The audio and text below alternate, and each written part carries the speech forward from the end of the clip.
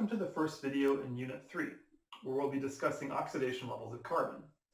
This sounds a lot like oxidation states, but as we'll find in this unit, really we can't talk about oxidation states of elements like carbon or oxygen or hydrogen because really they don't ever actually form ions in a meaningful way or that we would care about as organic chemists. Instead, we'll be talking about the extent to which carbon is bonded to elements that are more electronegative than carbon. So maybe a carbon-oxygen bond, for instance. And to motivate why we might care about this, what I'm showing you here is the structure of a compound called Taxol. You can see right away that the structure is pretty complex. And so what I really want to think about in this unit is how we would synthesize this compound. No, I'm just kidding. But what I do want to do with Taxol is to look at all of the different functional groups that are present and also to assess what kinds of elements are present. So just looking at it, you know it's complex, but we'll go into a little bit more detail about why it looks complex. So we have alcohol groups, we've got esters, we've got alkenes, we've got, I think, a ketone here, we've got stereochemistry, we've got a small ring, that's kind of unusual, this amide functional group with a nitrogen, we've got aromatic rings, so lots of different kinds of functional groups. But if we look at Taxol, we also notice that there's only 4 kinds of elements. There's carbon atoms, quite a few of them. There's hydrogen atoms, also quite a few of those. A good number of oxygen atoms, and just 1 nitrogen, and that's it. So we're getting all of this structural diversity because of really carbon, hydrogen, and oxygen. So really the 3 elements with just a dash of nitrogen thrown in. Well, that's kind of astounding because this compound is actually one that unfortunately many humans end up taking over the course of their lives because this is one of our best chemotherapeutic agents to treat cancer. So a wide variety of cancers are treated with Taxol or other derivatives of Taxol, so things that look very similar in structure to what I'm showing you here. Sometimes we make some small changes on this part of the structure. Primarily we use this to treat things like skin cancers, breast cancers, and in some instances pancreatic cancer, but there are other types of applications for Taxol as well. So what I want to do in the next section of this video is to start developing an organizational system or a set of definitions that we can use to talk about various oxidation levels of carbon, and then we'll circle back to the structure of Taxol and we'll apply those rules to start to codify all of the diversity that we see here, which comes from essentially the extent to which carbon is bonded to oxygen or other highly electronegative elements. So now that we've seen this general concept of oxidation level in a complex molecule like Taxol, we can talk in a little bit more detail about what we mean by oxidation level and specifically how we count it. So we'll develop some rules essentially. We're going to define the oxidation level of carbon as the number of bonds to that carbon from atoms more electronegative than that carbon. So another way of saying this is that we're going to count the number of polar bonds.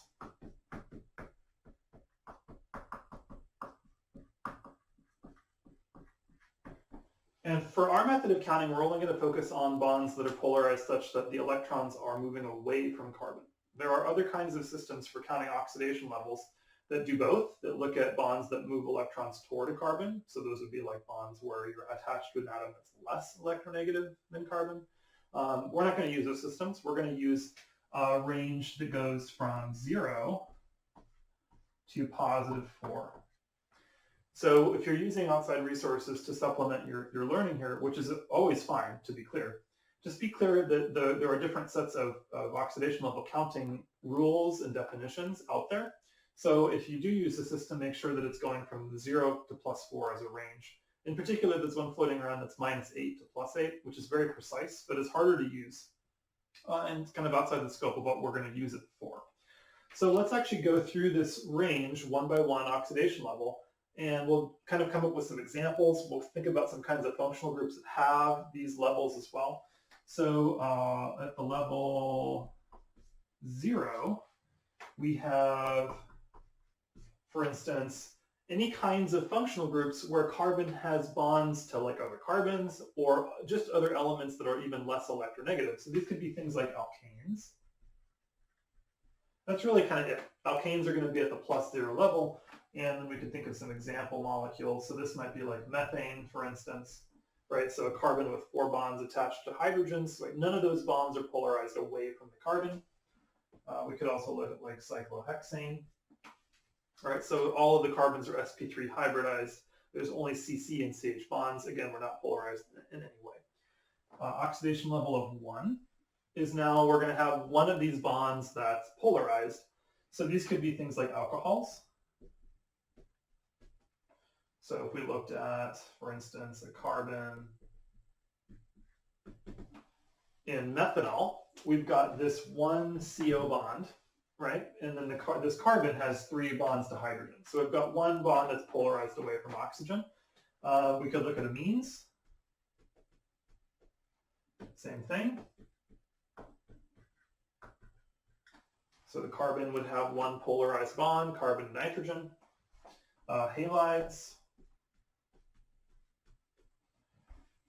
So same thing. I'll pick chlorine, but it could be bromine or fluorine or iodine.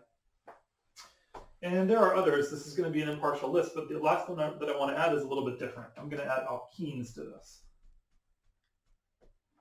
So here really what we're thinking about is the presence of a pi bond.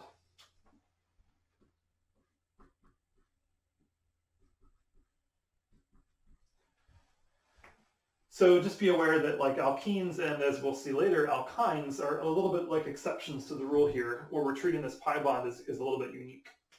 So at the oxidation level +2, let me put my pluses in, we have things like carbonyl containing functional groups like aldehydes or ketones.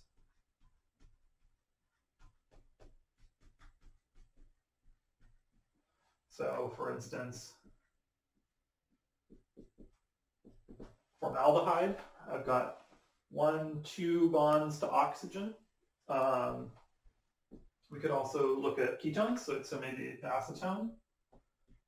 If you've ever had your nails done, for instance, then you probably had this put on your hands. It's often used in nail polish remover.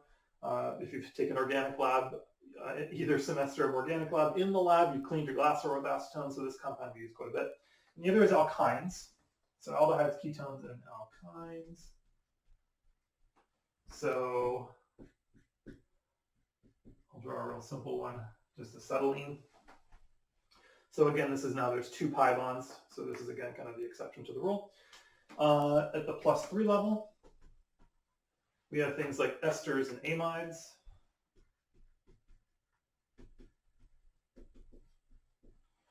So here we've got that CO double bond and something else. So like an ester might be something that looks like this. We're focused on that carbon there. And along with esters and amides, carboxylic acids.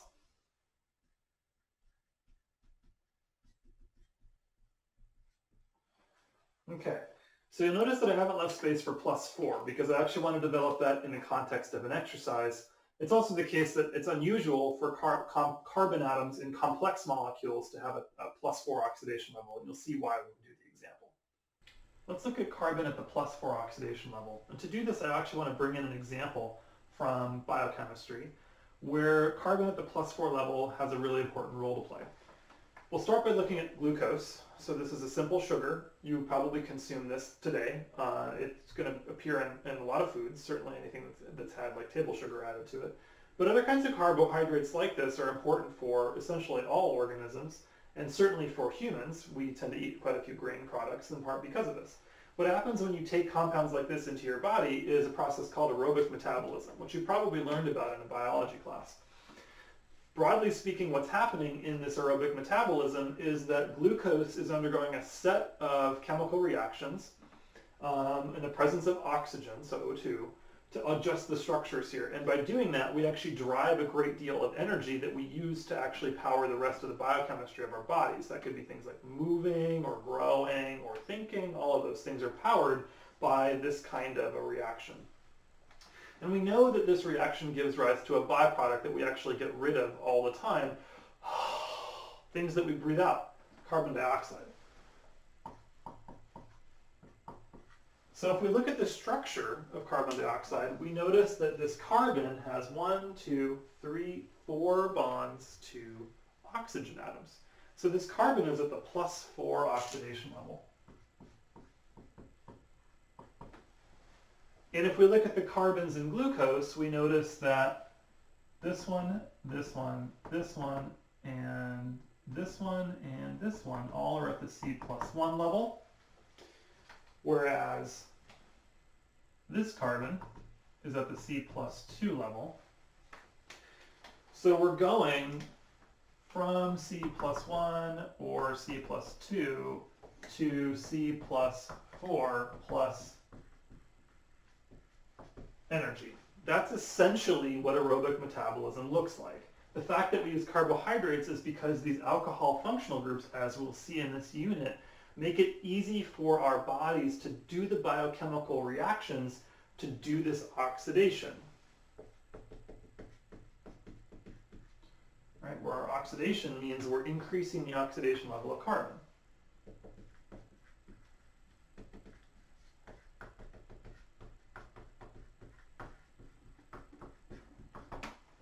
Generally speaking, moving oxidation level of carbon up, so going from like a +1 to a +2 state, or a +2 state to a +3 state, those reactions are generally speaking exothermic.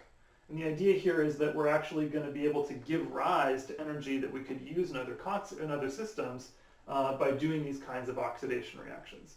Over the course of this semester, we'll look at oxidation reactions of carbon, but we'll also look at reductions. And those have their own set of interesting principles, and they do happen biochemically as well. But we know that organisms that do that actually take carbon at a high oxidation level, like CO2, and reduce it back to sugars, need to actually put energy into the process, right? So these are plants.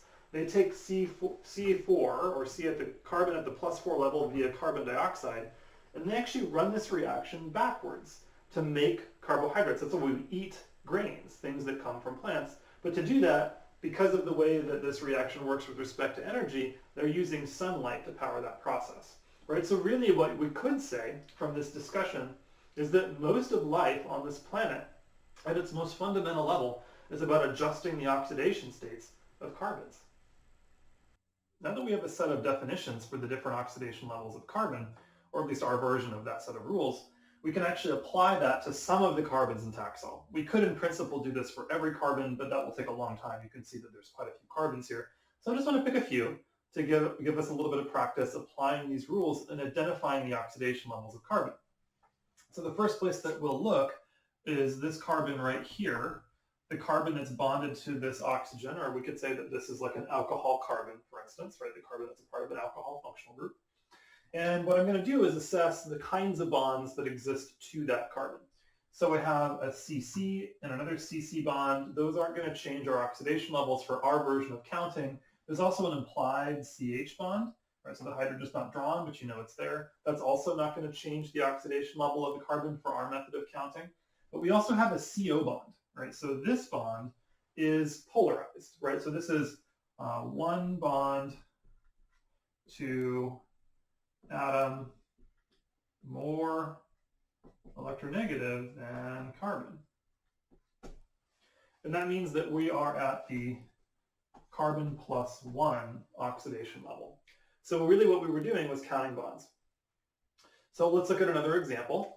So we'll look at this carbon here. So a different part of the structure of Taxol, the carbon that's doubly bonded to the oxygen, we could call that a ketone carbon because that's a part of a ketone functional group.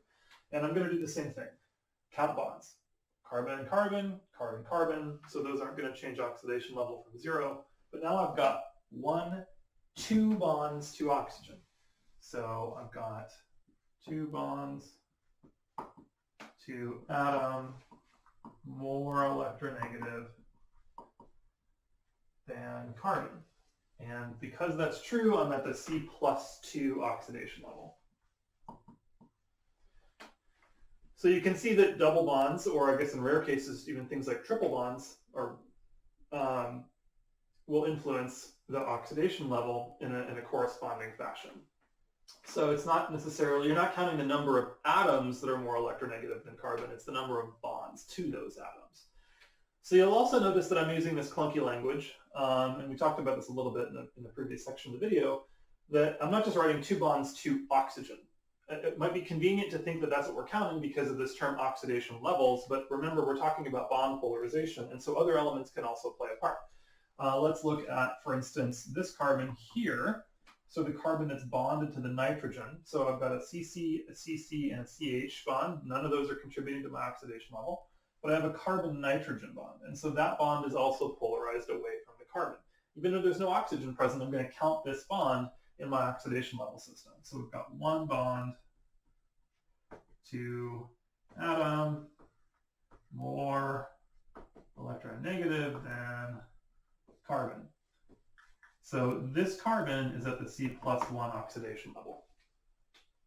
So you get the idea here. There's a bunch of other carbons in here that are at the C+1 oxidation level. It would be good practice to pause your video and find those. But I'm going to let you do that as you see fit. What I do want you to do is I want you to find at least 1 carbon at the +3 oxidation level in Taxol. There's more than 1. Good practice to find as many as you can, but find at least 1 carbon at the +3 oxidation level. So you've had a chance to search through the structure of Taxol for carbons at the +3 oxidation level.